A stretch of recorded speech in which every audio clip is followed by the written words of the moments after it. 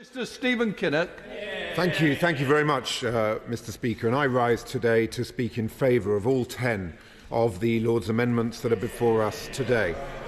They each serve to make this shambolic mess of a bill marginally less absurd. And, as I will come to in a second, they would serve only to put in statute what ministers have actually promised from that dispatch box. Not one of these amendments is designed to prevent the departure of flights to Rwanda, as the Prime Minister has repeatedly and wrongly implied that they will. Mr. Speaker, we all want to end the Tory small boat chaos, and I am proud that the Labour Party has consistently put forward a smart, pragmatic and sensible plan to do so, starting by going after the criminal smuggler gangs at source through a new cross-border police unit and a new security partnership with Europol.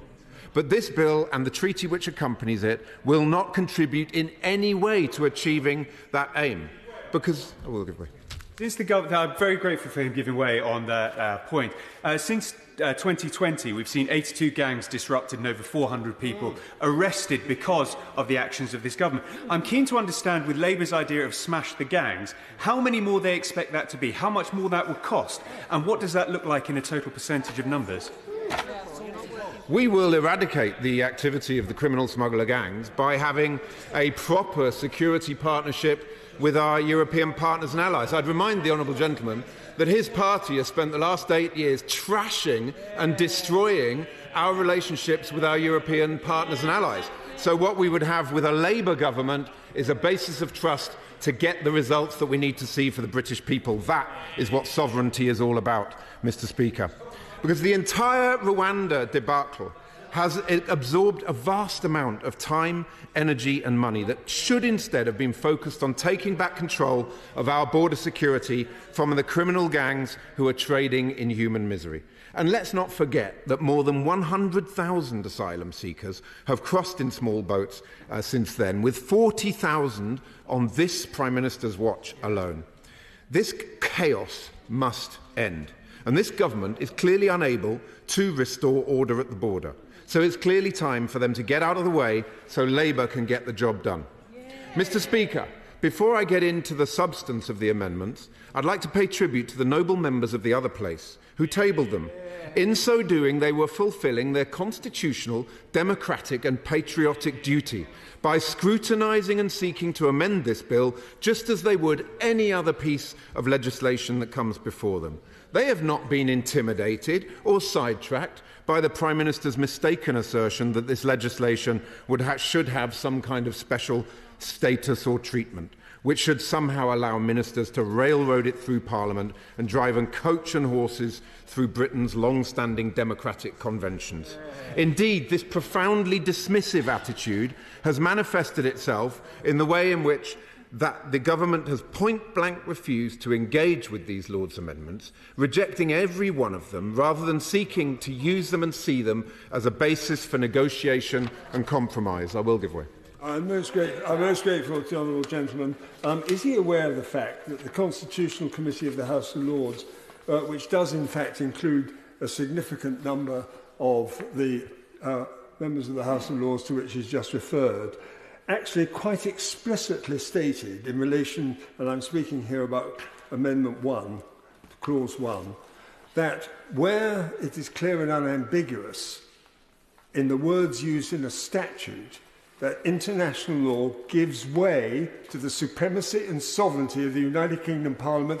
They said it in paragraph 58 of their report only last year.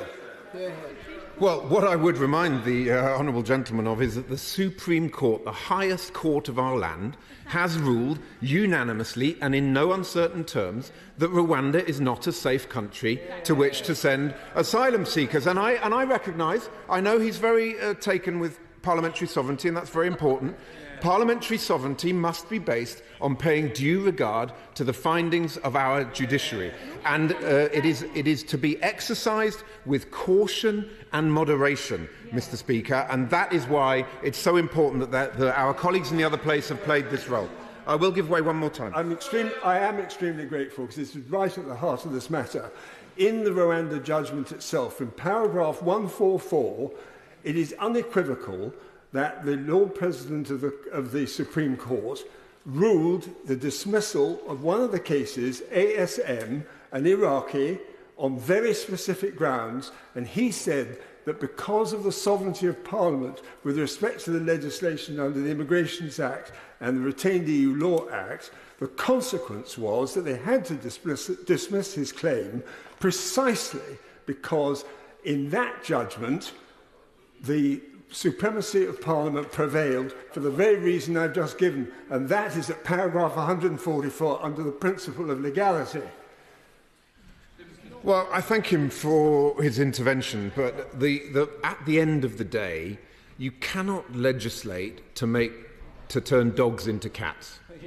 You cannot legislate for the sky to be green and the grass to be blue. And it is a basic tenet of the respect with which our institutions should be treated that to put this kind of absurd legislation before us is frankly turning our institutions into a laughingstock. So I would respectfully suggest that the honourable gentleman keeps that in mind. Now, let's be clear, Mr. Speaker, the only special or unique status in terms of the aspects of this bill and the treaty that accompany it that can be found are in its extortionate implementation costs, its unlawful nature and its glaring unworkability. Indeed, as I move into the details of these amendments, I feel it's important to point out that since the Rwanda bill was last debated in this place, even more evidence of the astonishing unaffordability of the scheme has come to light. This failing scheme was already costing the British taxpayer almost £400 million, even though not a single asylum seeker has been sent to Rwanda. But every new detail is more astounding than the last. And we recently learned that the first 300 asylum seekers to be sent to Rwanda would cost the British taxpayer an extra £200 million on top of that, earning an invoice worth £570 million from the Rwandan government for just 1% of the 30,000 asylum seekers who crossed the small boats last year. That's almost £2 million per asylum seeker. Just let that sink in for a moment. £2 million to send just one asylum seeker from the UK to Rwanda. And then another 182,000 per person on top of that. In comparison, to process an asylum seeker in the UK, in comparison, it costs just £21,000. I'm grateful to my honourable friend for giving way. He will be aware of the thousands of asylum seekers that are being dispersed up and down the country with very little support to local services. So while the government is obsessing with gimmicks that are not dealing with the real problems in communities and supporting local communities to host that they are dispersing up and down the country, this crisis continues and they need to get a grip on it. I thank my honourable friend. She's absolutely right that the smoke and mirrors that's been used about clearing the backlog, lots of administrative withdrawals, lots of other ways of just getting people out of the backlog, is being combined with shortening the eviction period, which is leading to a staggering increase in homelessness amongst those who've been granted asylum. It is frankly a stain on the conscience of our country, what's happening with that, a total lack of coordination between the Home Office, DLUC and our colleagues in local authorities, and it is leaving our local authorities high and dry. I will give way. I thank him for giving way. Whilst I might not share many of the views which he's expressing in this bill, does he not share my surprise that the government has refused to accept Amendment 8, which would have required it to report on the success of this bill, where the number of removals would be reported to Parliament, yet the government doesn't want that? Does he suspect that, like I, that maybe the government knows that this bill is not going to be as effective as what they think it's going to be? Well, I thank the honourable gentleman. That's an excellent question, and who knows, perhaps sometimes the mask slips in terms of the government's response to some of these amendments. The reason they've decided to very disrespectfully refuse to engage on any of them is perhaps because, exactly as he says, they are very worried about what might happen if they do. When you lift the lid on the box, you see that it's a total failure inside it. On that point, I do thank the Shadow Minister because he is making an excellent speech. But let us not forget history.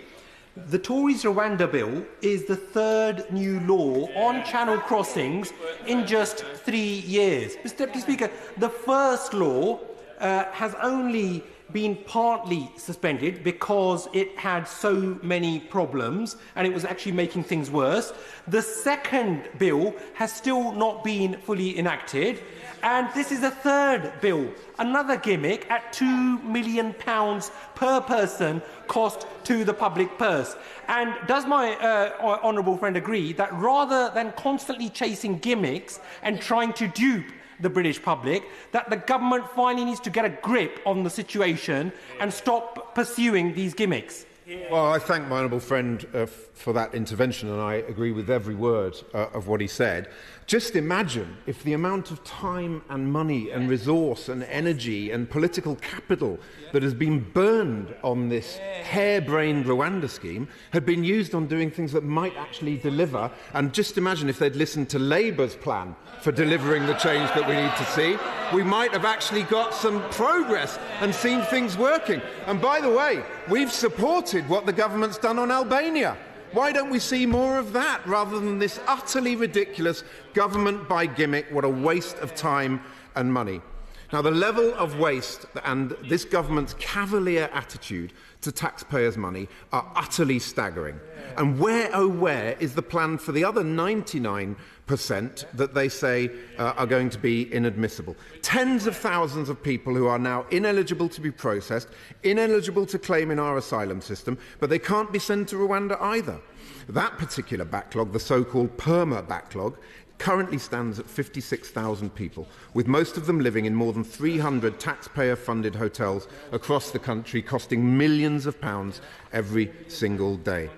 Which is why I thank the honourable member for giving way. You make a very powerful argument about the wasteful nature of this government's policy. Is my friend aware that the £2 million cost per person of sending someone to Rwanda would cover 67 new police officers in my constituency or 72 new nurses to fix the horrendous backlog created by this shambolic government? Well, I thank my honourable friend for giving way. He's absolutely done his maths on the £2 million. I did particularly enjoy the analogy with the Virgin Galactic space and craft, and that really does show that the Rwanda plan is a galactically wasteful policy. But he's quite right on the fact that so much of this is about choices and priorities, and the choices and priorities that the government has shown are simply the wrong ones in terms of wasting very valuable taxpayers' money that could be so better focused elsewhere.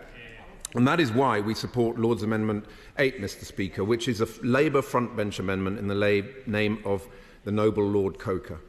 This amendment requires the government to report on the timetable for removing inadmissible asylum seekers under the Illegal Migration Act.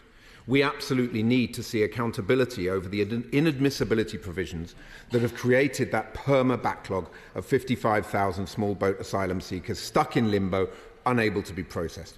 So perhaps the Minister could tell us now, if 99% of the people crossing in small boats are not likely to be sent to Rwanda, then what will happen to them? Will the Minister just now admit that in spite of all his bluff and bluster, they will simply be let into our asylum system after all? I don't know if he wants to. No. The whole premise of inadmissibility was always a one-way street to limbo and shambles, as the Shadow Home Secretary and I have warned the ministers in this chamber continuously over the past 2 years. There is, of course, an alternative. I hope members opposite have been listening, because for the last 18 months at this dispatch box, myself and my right honourable friend, the Shadow Home Secretary, have been absolutely clear on how Labour will prevent the dangerous and life-threatening channel crossings, and how we will also fix our broken asylum system. I've already mentioned how we would redirect the money set aside for the Rwandan government into a cross-border police unit and intelligence-sharing security partnership with Europol in order to smash the criminal smuggler gangs upstream. But as part of our plan, we would also ensure people who have no right to be here are removed to a safe third country. Since 2010, under the Tories, removals have collapsed. The returns of foreign national offenders have fallen by 27%, and the returns of failed asylum seekers have fallen by 44%. Under Labour's plan, a new returns and enforcement unit would include 1,000 additional officials to expedite removals, with £35 million set aside to create new Nightingale courts to fast-track appeals and to pursue tougher action on employers who employ migrants illegally. I thank the Shadow Minister for giving way. He says he wants removals to a safe third country. Which one? I thank the honourable. I'm very sorry. Would the honourable member just mind repeating that? I was just. Oh, thank you. Well, it's always good to listen to an intervention, but I'll repeat it for him. He said one of these parts of his plan would be to remove people to a safe third country. Simple question. If not Rwanda, which one? I apologise. It should have said home country. I should have said home country. I misspoke, and I'd like to correct the record. I'm sorry. It was home country. Apologies. I misspoke there. Labour's common-sense, pragmatic plan will smash the business model of the criminal gangs, deter dangerous journeys and tackle the backlog. Mr Speaker, I will in 1 second. With your permission, I will now run through the remaining 9 amendments that have come to us from the other place. We support each of them for the reasons that I will now set out. I'm grateful for giving way. How much would Labour's plan cost? As I've already said, I don't know if the honourable member was listening, this is about repurposing the vast quantities of taxpayers' money that are being squandered on his harebrained Rwanda plan, and that rechanneling of that money will fund the clearance of the backlog, the sorting out returns and smashing the criminal gangs. Now, I would first like to focus on Lord's Amendment 10, tabled by the noble Lord Brown. This amendment seeks to exempt individuals who have worked in support of the UK government or armed forces from removal to Rwanda under the provisions of this bill. This amendment is driven by a moral imperative, Mr Deputy Speaker. We owe a debt of gratitude to those who have supported our defence, diplomacy and development abroad, not least in Afghanistan, and it beggars belief that the government would even consider sending this cohort of heroes who are fleeing the Taliban to Rwanda. Britain's commitment towards these loyal to Britain Afghans is, of course, felt most strongly by our own armed forces. But this government has continually shirked its responsibilities towards Afghans, including by leaving thousands of those with a right to be in the UK stranded in Pakistan for more than a year. Little wonder that they have resorted to making these desperate journeys across the Channel. Operation Warm Welcome has become Operation Cold Shoulder, Mr Deputy Speaker. Talking about he wants more Afghanistani people to come from Pakistan to the UK. How many more immigrants does he want to come to the UK from Afghanistan? Well, the amendment is about stopping them being sent to Rwanda, but let's be absolutely clear. There are many, many Afghans who have been identified by the government under the ARAP and ACRS schemes. Those are the people that are languishing in Pakistan because this government we of course remember the Prime Minister's memo to Whitehall saying, by the way, everybody, let's slow pedal on these Afghans who are in Pakistan who have been identified for resettlement under the ACRS and ARAP. So if he wants to know the number, I recommend that he goes to his own government and asks how many have been identified under ARAP and ACRS. I will give way. I'm grateful to him for giving way. In my own constituency, I met one family who were in a similar situation where the constituent's husband had been killed in Afghanistan and still in this limbo land because of the delay in decision-making. And also, is he aware that there is now a situation where Pakistan is forcing Afghan asylum seekers back to Afghanistan, and there are tens of thousands of people in that situation, some of whom will be those who worked to support our forces during the war in Afghanistan. Well, and that, of course, my honourable friend is absolutely right, because that is the scope of this amendment tabled in the name of Lord Brown, is specifically for those who served shoulder to shoulder with our armed forces and our diplomatic and our development efforts in Afghanistan. So these are people to whom the United Kingdom owes a debt of honour and a debt of gratitude. I'm not sure honour is a word that we can apply very easily to the benches opposite, but that is what it's about. Lord's Amendment number 9, in the name... I will just...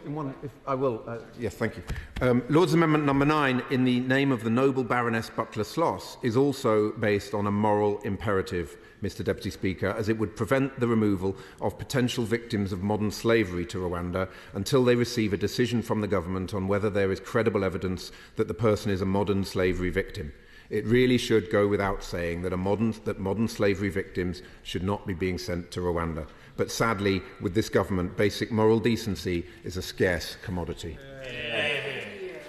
On both 9 and 10, can I just say, those of us who've dealt with both traffic victims and also those of us who've dealt with those who served us in Afghanistan, this indicates some loss of moral compass here somewhere.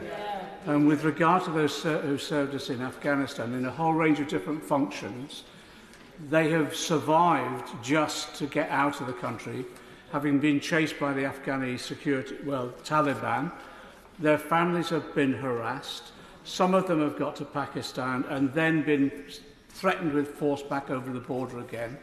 They've got to us traumatised, and we're going to traumatise them again by sending them to Rwanda.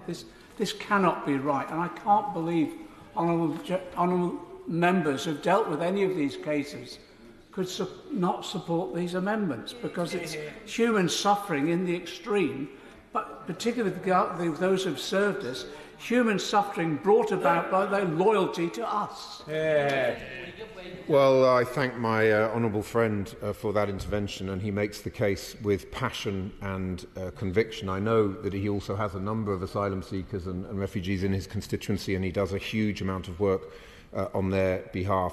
I think he's absolutely right that there are some issues which should really transcend the day-to-day political considerations that we have in this place, because they are issues that are based on moral imperatives.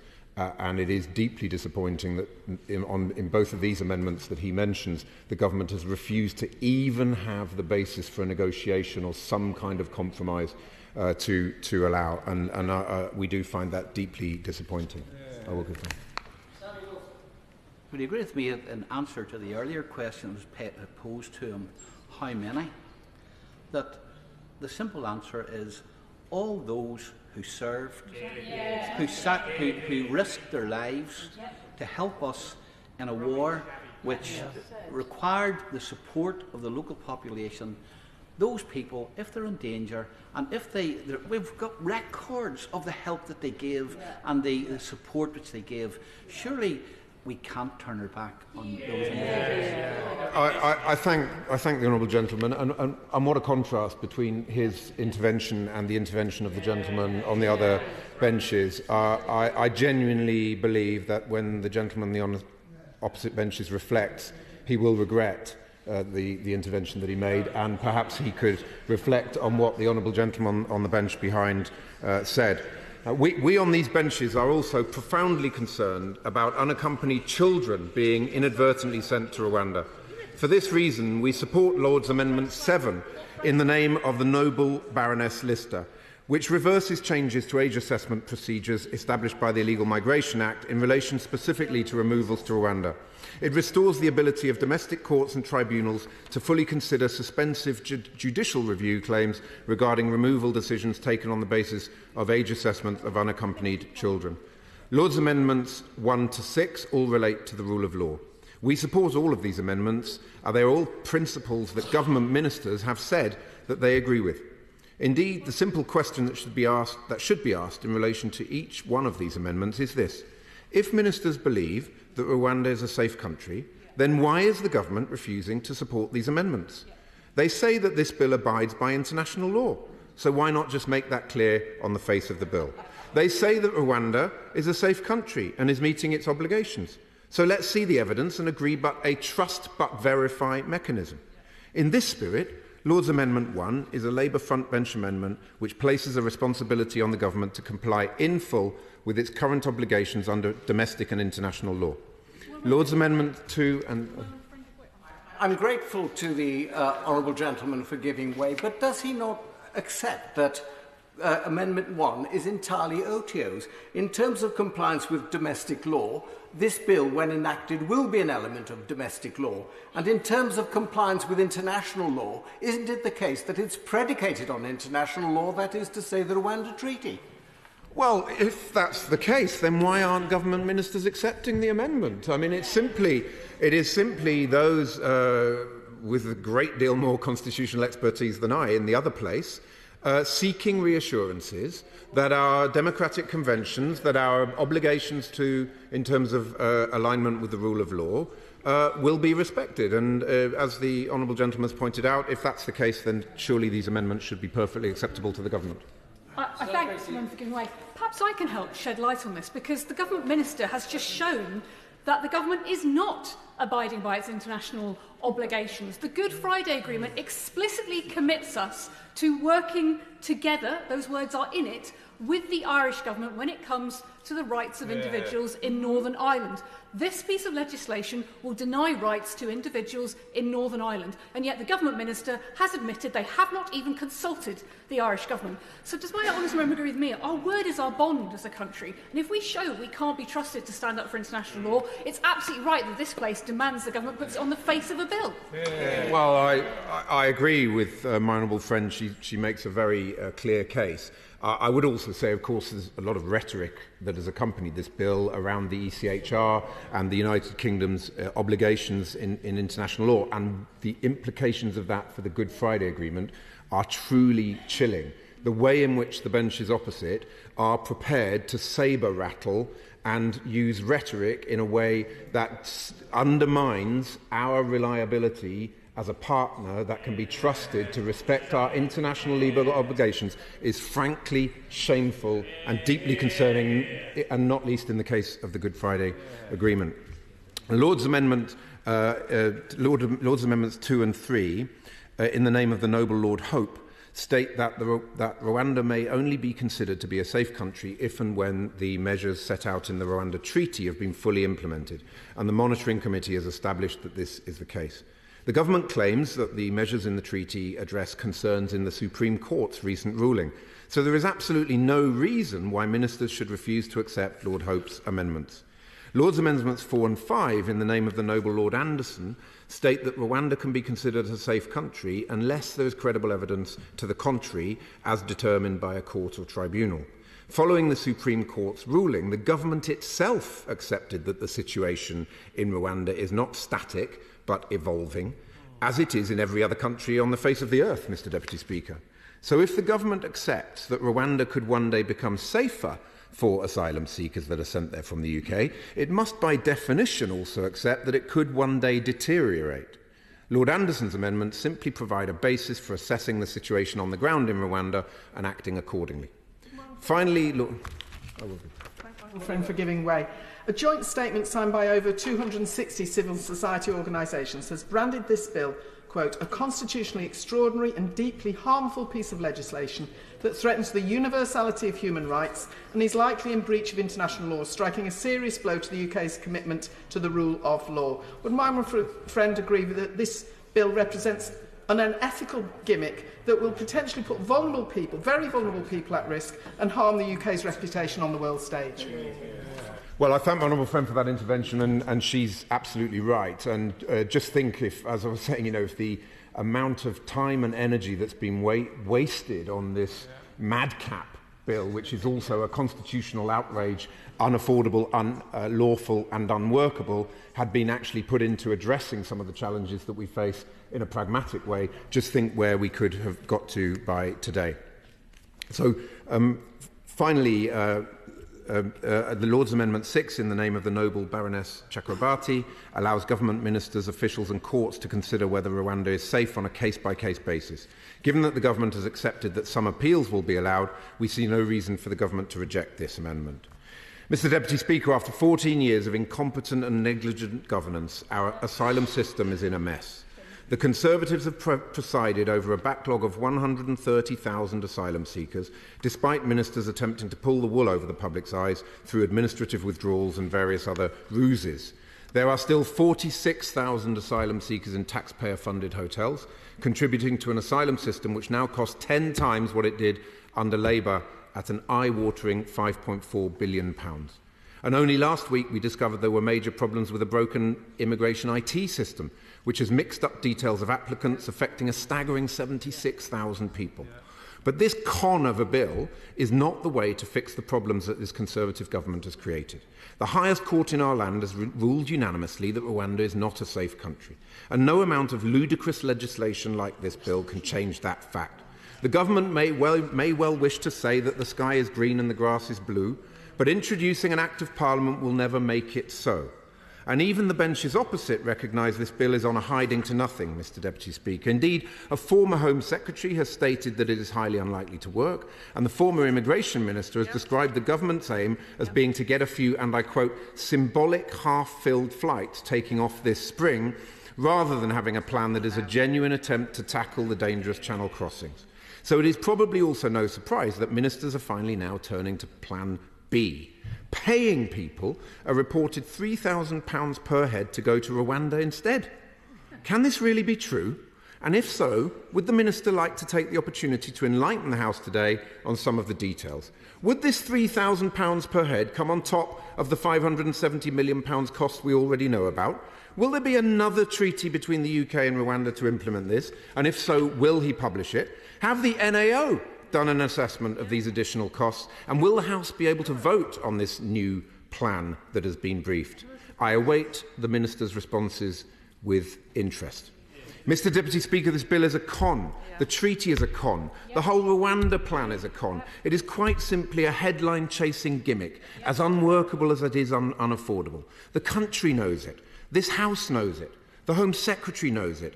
And the Minister knows it. At £2 million per head, the Rwanda scheme is the worst value for money policy in history. But the amendments that I have spoken to today will not stop flights taking off. We expect those flights to happen this spring, as the Prime Minister has repeatedly promised the country. These amendments simply seek to insert into the bill what ministers have promised.